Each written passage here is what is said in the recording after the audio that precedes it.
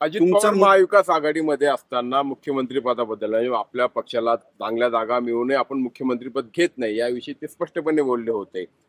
त्यांनी असंही म्हटलंय की मग मुख्यमंत्री होण्याची महत्वाकांक्षा बाळगणं यात गैर काय, त्याशिवाय माणूस पुढे वाटचाल करू शकत नाही. आम्हाला एकदाच संधी होती, ती 2004 मध्ये होती. त्याला आता 20 वर्ष झालेली आहेत. त्यामुळे किती वर्ष आपण इतिहासात रमत राहणार, पहिला मुद्दा.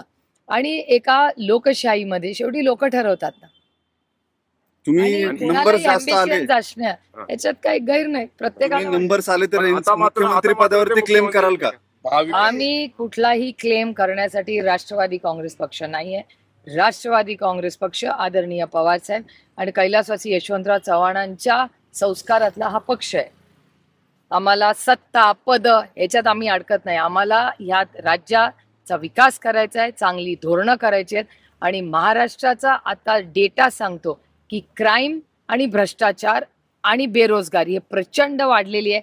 हे मी म्हणत नाहीये, केंद्र सरकारचा डेटा म्हणतो. मग याचा अर्थ असा घ्यायचा की नंबर्स असतील तरी मुख्यमंत्रीपद मागणार नाही एनसीपी? बघूया ना, माझं काय म्हणणं आहे, आधी सत्तेत येऊन चांगली कामं करूया ना.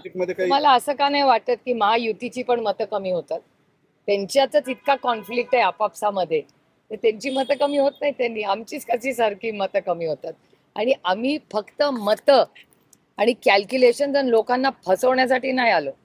आम्ही आरक्षणाच्या बाबतीत तुम्हाला पहिल्या कॅबिनेटमध्ये धनगर समाजाला आरक्षण देणारे आज कुठे 10 वर्ष झाली, गल्लीपासून दिल्लीपर्यंत त्यांचं सरकार आहे, मिळालं धनगर समाजाला आरक्षण. त्यामुळे फक्त लोकांना फसवायचं काम, घरं फोडा, पक्ष फोडा, इन्कम टॅक्स